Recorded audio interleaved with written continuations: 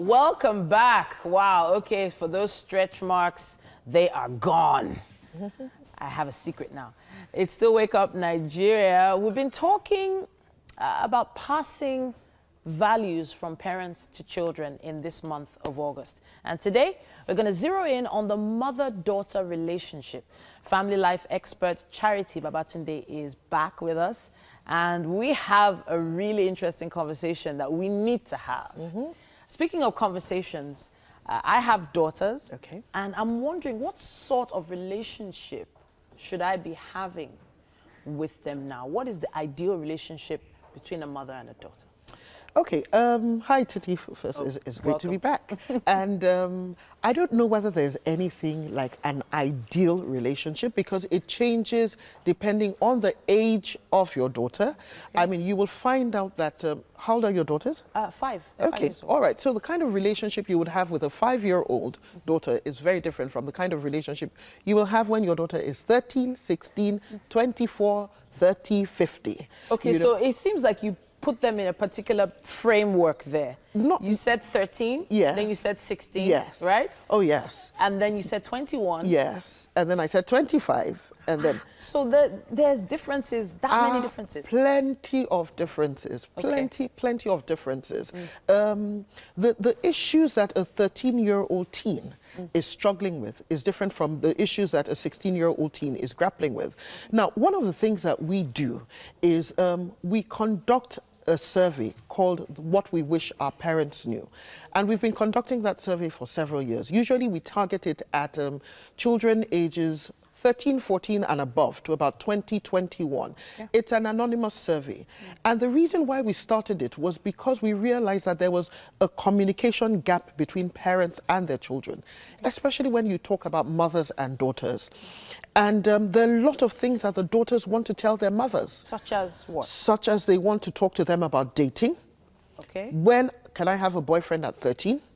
There's a guy I like, what do I do? They're talking to me about feminism. Is it good? Is it bad? They're different issues. And they want to talk to their parents about it, their mothers about it. But the mothers, from the feedback that we have gotten from the children is the mothers are either too critical. So they say to them, is that what you're supposed to be talking about now? Go and read your book. You know, how can you be talking about boys now? What are we talking about? They're too judgmental. Or they're too quick to dismiss them because they feel uncomfortable. The girls want to know about sex. They want to know, okay, Mom, what really is the big deal about it? They want to know when is the right time.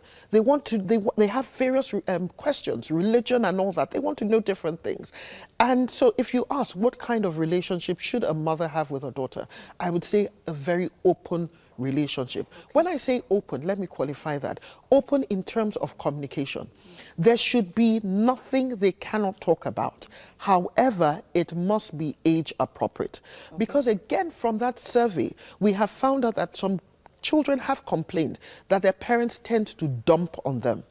So you have gone through a horrible relationship with a former spouse, with a former spouse or a partner or a friend. And you take your daughter as your counselor, and you're now dumping on her and telling her, women, be very careful with them. When you deal with them, this is it. And you're dumping, and the child can't handle it. Or there was one response we got that has stayed with me. And the response was, I'll try and quote, I wish my mom would stop complaining to me about my dad. She made her mistakes. She should live with it. Wow. Now, and how old was this? I think the child was about 16 or thereabout. So you can imagine, I assume that the mother must have done a lot of dumping. So conversations should be open. They should be age appropriate. But we need to realize that society and media is projecting a lot to our daughters, especially in this era of feminism, where, I mean, feminism has existed forever. But when some people call it the fourth wave, you know, where a lot with the hashtag Me Too and all that, a lot is going on. More women are speaking up. We need to let them know that there is a toxic message that is being propagated as feminism. And we need to let them know what the difference is. So yes, it is in order for you to want equal access and equal opportunities. Equal pay, equal rights. Yes, it is absolutely in order. What is out of order is for you to see it as an opportunity to emasculate the man. It's for you to see it as an opportunity to swing into misandry, where you then feel that every man is a target and you must bring him down. There's a problem. One of the things that I believe is very critical in this age that we're in is to teach our daughters balance. We need to teach them balance in every area. Okay, so the toxic nature of feminism that that is being propagated, as you said, do you think that there's a reason for it? There's a reason why some women have turned masculine in their actions and what's that word? Very angry, very aggressive, very aggressive, vicious in the way they behave. A lot of them are right now at the top. Those so-called aggressive women are at the top right now. In the end, they are the ones that are being used as mentors for a lot of young ladies right now when it comes to being successful. So as a parent right now, I see that there's a very aggressive, structured woman at the top. I want my girls to, focus on being successful as that, but then not losing their femininity. Exactly. Now, so how do you do that? Okay, so one of the things we need to do as mothers is sit down and sift through the information that is being passed across to our daughters. We know, I'm sure you know, Titi, that there's some women who are at the top who are not mean, who are not grouches, who are keeping their homes, who are good mothers. But what is being shown, when you watch TV shows, what are they showing them? They're showing them that for you to get to that stage, you must be tough, you must be angry, you must be aggressive, talk to people anyhow. We need to show them that that is not the full story. And that is a place for open communication. We need to let them know that, yes, you can be self-confident, but not arrogant. So there's a difference, and that's the kind of balance we're talking about. We need to let them know that you can have feminist beliefs in the sense that you believe that equal access, equal pay, but it doesn't mean that you lose your femininity, because we do require that in a society to be balanced. Okay, so I want to take us a little further back now, back to the conversations we should be having with our daughters. It's a mother's responsibility to discuss, let's pick 3 very key issues. Let's pick three key issues. So it's a mother's responsibility to make sure her daughter knows A. It's a mother's responsibility to make sure her daughter knows, 1, that there are different kinds of people in the world, the good, the bad, the ugly. Okay. Now, you shouldn't allow other people to change who you are, so hold on to your values.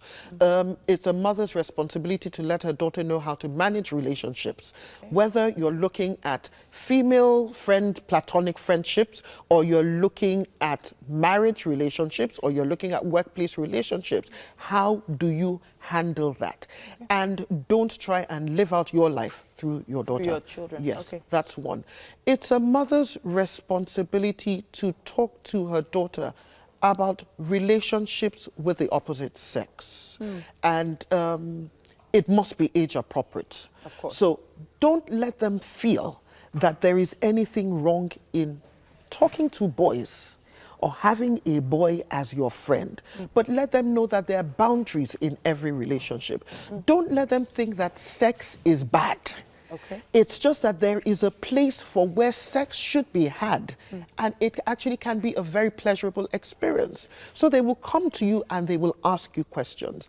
Again, I keep emphasizing, as it is age appropriate, you have those conversations. So have it, because we've had instances where some people have gotten into marriage relationships and they're extremely frigid because of what they were told or what they were not told. That it's bad. That is bad. Yeah. So that is important. Okay. It is a mother's responsibility to tell her daughter that she should always excel and be the best in her chosen vocation, whatever it is that she chooses to do. I have to say a big thank you. In fact, I'm reaching over to give you a hug right now. Charity Babatunde, it's always amazing when you come on the show. That conversation needs to continue. We need to keep talking about this, conversations that mothers should be having with their daughters. That mother-daughter relationship is so, so key. Make sure you use the hashtag #WakeUpNigeria and respond to us. We'll be looking out for your comments. Now, with that, we're wrapping up our first hour on the show, Wake Up Nigeria. I know that you're going to stay right there because we'll continue shortly.